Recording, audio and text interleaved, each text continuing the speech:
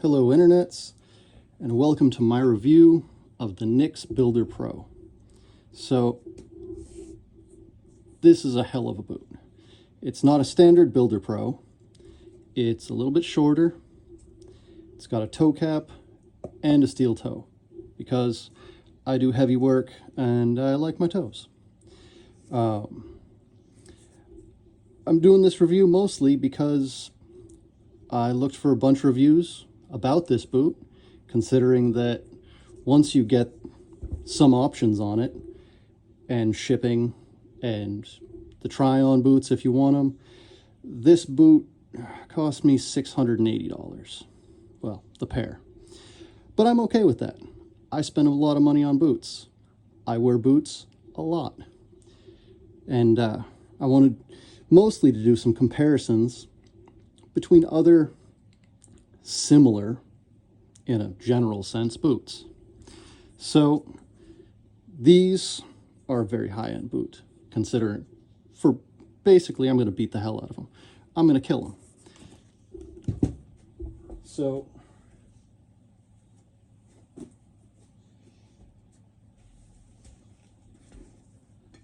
these are my previous boots.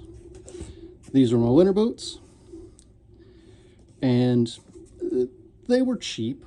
They're not even close to the price or caliber, but this was 2 winters, so not even 6 months of wear.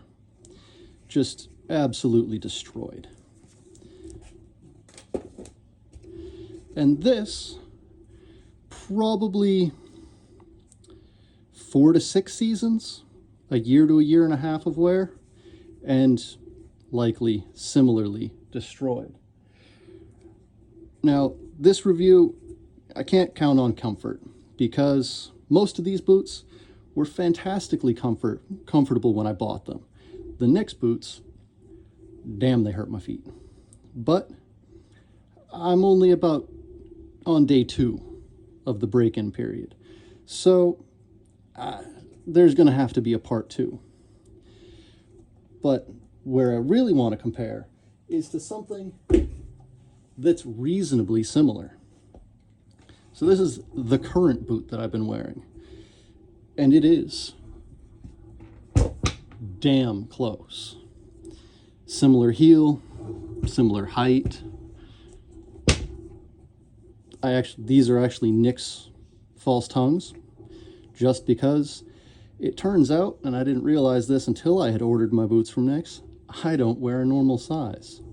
And yeah, I needed something extra to help these to size to my feet. These are 10Ds. I wear a 10B, and it's a bastard. I can't find them anywhere, at least not in stock. Nothing that's not a special order. But in terms of price, these aren't really even close to the same price. Similar specs, Vibram soles, the tall logger heel. I mean, even reasonably solid leather. Not a full tongue, but, you know, thick.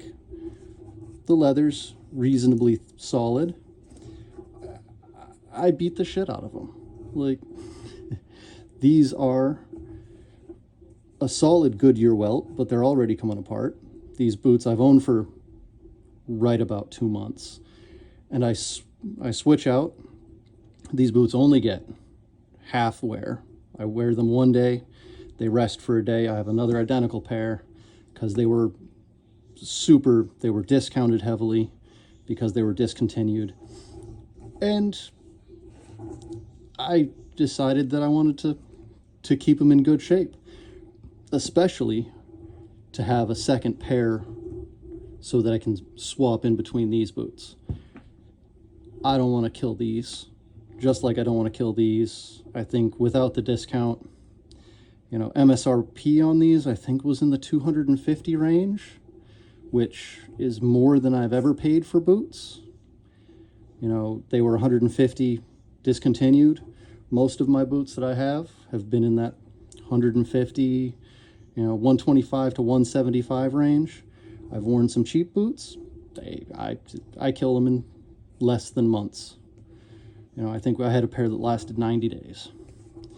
So as far as quality goes, I destroy toes, which is why I have the toe cap. All of these boots are steel toes. The steel toes are a standard. They all have to be the ATSME? Yeah, one of them. But you can see, they tell you that the steel toe is going to make it beefier. The toe cap is going to make it even beefier. They're 10Bs, they're narrow, so they're not bad. They do kind of feel like clown shoes, I'm not going to lie, but they're not bad. They do feel super wide, considering that the 10B is wider than the 10D on the actual tread. Oh well, I don't care. I'm very curious to see how they wear. This boot has maybe 40 days on it, so I'll be very concerned with a $700 boot getting messed up in any short time. As you can see, my toes destroy boots. You can see what I just constantly do it. Steel, not good on a winter boot. You start to get your feet wet in the winter.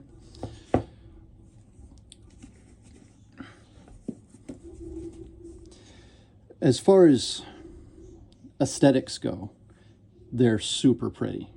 I mean, this boot has, you know, a whole probably 4 hours of wear on it. I got them a day ago. I got them yesterday. I wore them around a little bit. You know, starting the break-in period, I got to wear these for work, so they got to be comfortable, and I can't be switching out boots while I'm working. So I probably won't wear these at work for a few days. So at least they'll survive for a week without getting ugly. It is really, really amazing how thick some of this leather is. So I got a try-on pair of boots, and I was worried. The try-on pair of boots was a different style, and it seemed pretty close to the Chippewas in terms of leather thickness, and that concerned me, because Nicks, all over their website, they talk about their leather's thicker. Well, yeah, it definitely is. We can compare very quickly.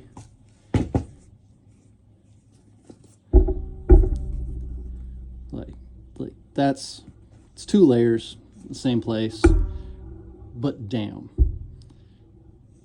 it's almost it feels like a third thicker.